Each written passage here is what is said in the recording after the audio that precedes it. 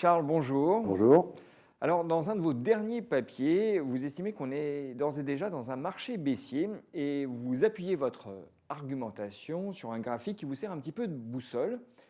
Alors, il s'agit du MSCI World, c'est-à-dire l'indice des actions mondiales, exprimé ici par une courbe, et vous complétez ce graphique avec une autre courbe, celle de la moyenne mobile à 12 mois des cours du MSCI World. Alors là, on est un peu dans l'analyse chartiste. Donc, vous allez nous expliquer ce que ça signifie.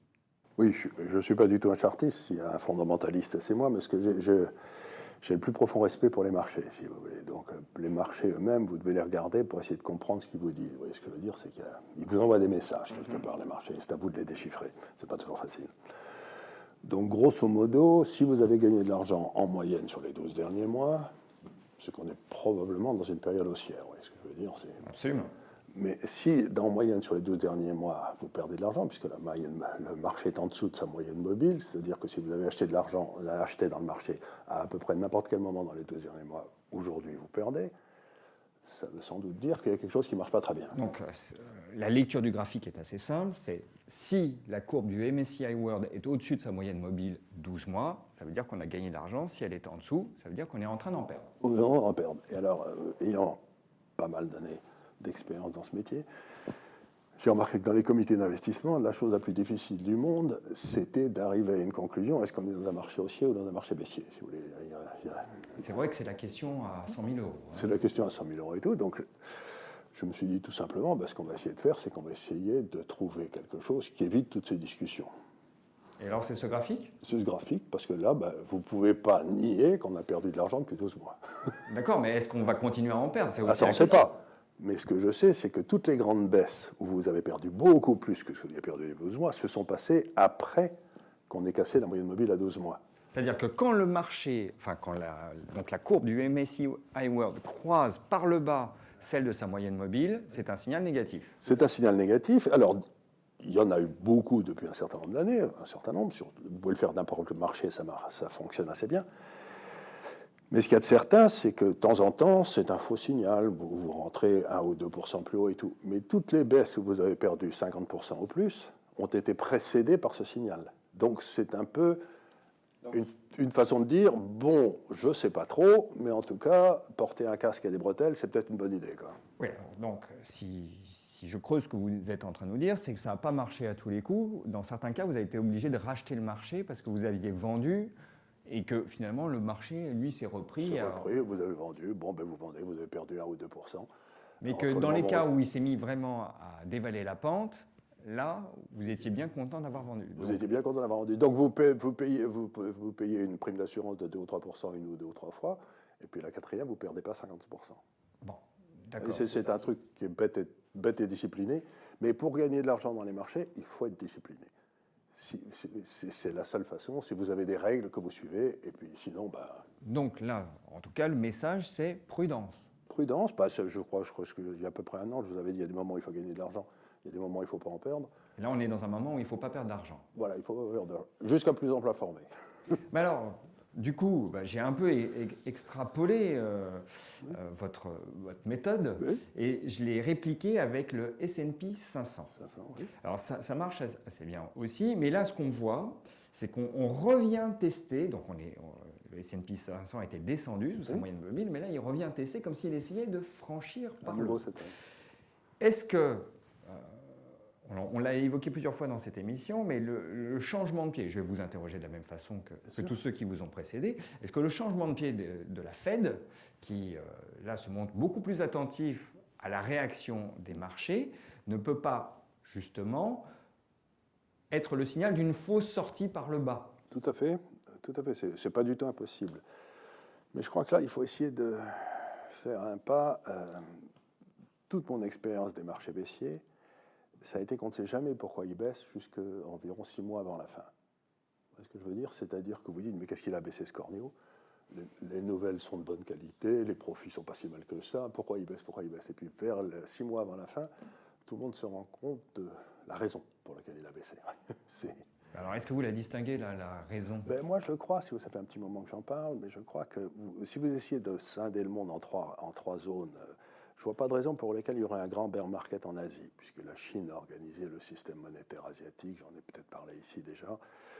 Elle a fait tout le nécessaire pour stabiliser, pour rendre la zone asiatique beaucoup moins dépendante des variations du dollar. Donc en quelque sorte, la Chine est en train d'essayer de dédollariser l'Asie, avec l'aide de la Russie, etc. Donc ça se passe. Je ne vois pas pourquoi il y aura un problème là. Aux États-Unis, le but de M. Trump, si je comprends bien, c'est de réindustrialiser les États-Unis.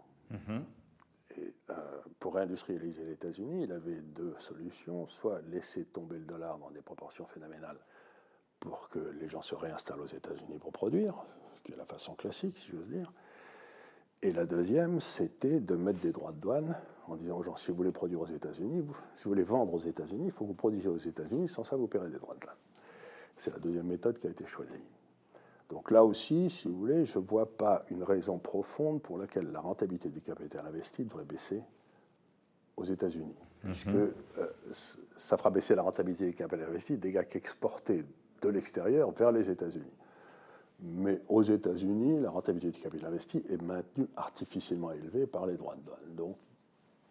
Donc, pour vous, les États-Unis, ça reste un peu la zone refuge. C'est un peu la zone refuge, mais j'ai tendance à penser que l'Asie est au moins d'aussi bonne qualité que mais je ne vois pas de raison structurelle pour lesquelles il y a un problème. Alors, on y reviendra, mais ça veut dire qu'il nous reste un grand candidat à traiter, c'est l'Europe. Ben voilà, alors l'Europe, si vous voulez, j'ai un gros problème. Parce que les signes désagréables s'accumulent. Je ne sais pas si vous avez vu cette étude qui a été faite, mais qui montre que la capitalisation de l'indice boursier des banques en Europe est aujourd'hui inférieure à la capitalisation de JP Morgan, la grande banque américaine. C'est-à-dire qu'on a eu un véritable effondrement de nos banques depuis la création de l'euro. L'Eurostock Banks recule de 40% sur 5 ans. Voilà. Et en plus, il avait déjà reculé avant, et donc il est à peu près il a baissé de 80% depuis 2003-2004 où il avait fait son plus haut. Donc, quand je vois les banques se casser la gueule, ça veut dire que les hedge funds mal gérés, qui sont les banques, sont en train de perdre du fric. Et donc, on est en train de me raconter des calembredaines sur la santé de l'économie, puisque si les banques perdent de l'argent, c'est qu'elles ont prêté de l'argent à des gens qui ne les rembourseront pas. Non ? Donc, c'est ce que le marché anticipe en faisant baisser le cours des banques ? C'est ce que le marché anticipe. Mais alors, il y a deux sortes de gens à qui les banques ont prêté de l'argent. Le secteur privé, mais là, elles n'ont pas tellement prêté depuis quelques années. Et là, on arrive à quelque chose d'embêtant, c'est le secteur public. C'est-à-dire qu'il y a peut-être des gens qui commencent à se poser des questions sur les portefeuilles obligataires d'États détenus par les banques comme garantie. Oui, mais alors, le risque souverain est considérable. Alors, il est considérable, mais c'est aussi un serpent de mer, parce qu'on agite ce risque depuis un moment, mais le krach obligataire... il ne peut pas y avoir de krach obligataire, puisque tout le déficit budgétaire est acheté par la BCE. C'est ce que j'allais vous dire. Donc, est-ce que finalement, ce risque peut se matérialiser ? Même si on sait que fondamentalement, là, on est dans une... je ne vais pas dire dysfonctionnement, mais dans un déséquilibre certain. Alors, pour répondre à votre question de façon simple, je ne crois pas que ça viendra du krach obligataire, la baisse européenne. Je crois que ça viendra d'une récession en Europe.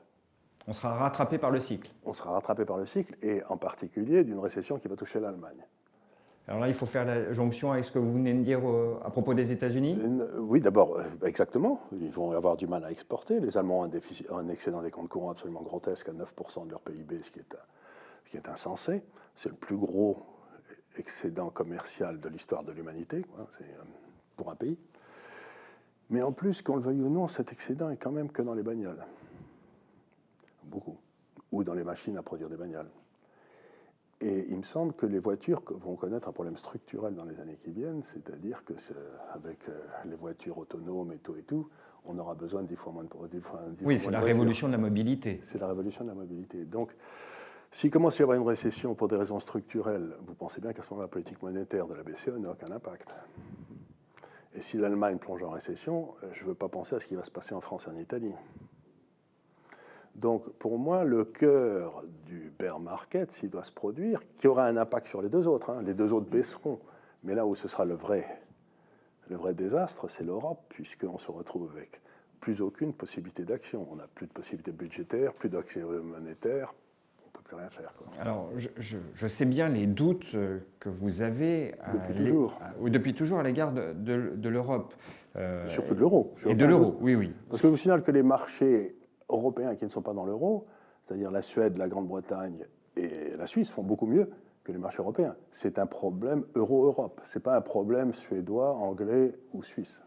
Mais je reviens tout de même au risque américain. Parce que est-ce que vous ne minorez pas un petit peu quand on considère le niveau d'endettement des sociétés américaines, le niveau d'endettement de l'État fédéral américain, mais également celui des ménages? Est-ce que là, on n'a pas une situation critique? On sait que la plupart des crises sont des crises de la dette. Oui, tout à fait. Et à ce moment-là, on les verra apparaître par l'intermédiaire de quelque chose qui s'appelle les spreads, les écarts de taux entre les taux du secteur privé et les taux du secteur public. C'est-à-dire que la plupart des grands marchés baissiers ont toujours été précédés par une hausse de ces taux, disant que le coût du capital montait pour le secteur privé. Et si le coût du capital monte au-dessus de la rentabilité du capital, paf, vous partez en dig-dig. Donc c'est pas du tout impossible, ça. C'est pas impossible, d'autant que certains pointent, et assez sensément à mon avis, mais j'attends votre jugement éclairé, qu'une bonne part de ce qu'on appelle l'investment grade américain, c'est-à-dire les obligations privées les mieux notées, est en fait à la frontière du junk bond. Oui. Or, si le cycle ralentit, et on sait bien qu'en économie, le cycle finit toujours par ralentir et que la récession suit la croissance. C'est immuable. Bah, c'est comme ça qu'on nettoie le système. C'est comme ça, exactement. C'est la purge. Si le cycle ralentit, on va avoir des entreprises américaines qui vont avoir plus de difficultés à générer du cash pour rembourser. Tout à fait. Ou en tout cas, ça va être interprété comme tel par le marché qui va les dégrader. Oui. Or, on a une bonne frange, une bonne proportion de l'investment grade américain qui risque de basculer en junk bond. Et ça peut aussi motiver des positions de couverture sur les marchés actions par les détenteurs d'obligations, qui shortent les actions quand ils détiennent les obligations. C'est tout à fait possible. C'est un peu ce qui s'était passé en 2008-2009. Donc, est-ce que... Le scénario 2008-2009 n'est pas du tout exclu aux États-Unis, mais la contrepartie de ça, c'est qu'en 2008-2009, il y avait M. Obama qui est arrivé et qui n'a eu qu'une idée dans la tête, c'était dans le fond de mettre des réglementations sur les sociétés américaines, de les empêcher de croître, de les empêcher de gagner de l'argent, etc. Puisque M. Obama était un bon socialiste. C'est pas ce qu'a fait M. Trump. M. Trump, il a supprimé à peu près 1000 réglementations qui avaient été mises par l'administration Obama. Il est sorti du traité de Paris et tous ces trucs-là. Donc, il peut y avoir cet effet-là qui jouera, qui sera sans doute important, mais la rentabilité du capital investi aux États-Unis ne me semble pas structurellement dans un endroit dangereux. En quelque sorte, l'écart des taux, l'écart entre la rentabilité du capital et le coût du capital est encore suffisamment important pour qu'on puisse avoir une hausse des taux sans que ça déclenche automatiquement une récession. Et ce que je veux dire, on est à peu près à 200 points de base en dessous de l'endroit critique. Donc ils ont de la marge. Ils ont de la marge. Mais alors que nous, on n'en a pas du tout. Qu'est-ce que vous pensez tout de même, à plus long terme, du manque d'investissement réel des entreprises américaines? Parce qu'elles ont, je parle des entreprises cotées, pour les principales, procédé majoritairement à des rachats d'actions avec l'argent qu'elles levaient sur les marchés financiers. Tout à fait. Et c'est tout de même jouer avec le futur de façon dangereuse, non? Tout à fait. Et c'est une conséquence de la politique des taux bas. C'est-à-dire qu'un système économique fonctionne si, dans le fond, le coût de l'emprunt est supérieur à la rentabilité du capital investi de la plupart des intervenants. C'est-à-dire que si vous gagnez du 4, emprunter à 5, c'est idiot. Donc il n'y a que les gars qui gagnent 6, 7 ou 8 qui peuvent emprunter, c'est-à-dire les gens les plus efficients. Mais si vous mettez les taux à 2, à ce moment-là, la meilleure affaire pour tout le monde, c'est d'emprunter à 2 pour racheter votre société qui donne du 4. Mais vous développez le cours de votre bourse, le cours de votre action qui monte. Mais vous ne créez pas de, valeur ajoutée. Et à ce moment-là, vous ne créez pas de valeur. Et ce qui se passe, c'est qu'à ce moment-là, comme il n'y a plus d'investissement en capital, la productivité baisse. Et donc les riches deviennent de plus en plus riches, les pauvres deviennent de plus en plus pauvres, et vous vous retrouvez avec les gilets jaunes dans la rue. Vous voyez ce que je veux dire? Pour vous, c'est l'effet pernicieux des taux à zéro. Les taux à zéro, c'est une saloperie qui est faite pour rendre les riches plus riches et les pauvres plus pauvres.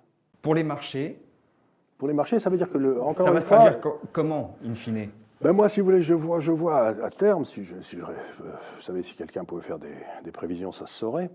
Mais pour moi, il me semble que la Chine a bâti une zone de stabilité monétaire autour d'elle, avec la Russie, etc. Donc, Ils ont créé toute une série d'institutions qui, sans doute, vont assurer cette stabilité monétaire. Comme les échanges à l'intérieur de l'Asie, d'un pays à l'autre, croissent beaucoup plus vite que les échanges de l'Asie et le reste du monde, il leur reste un réservoir de croissance. Et cette croissance est gérée en quelque sorte par la Chine avec ses taux longs.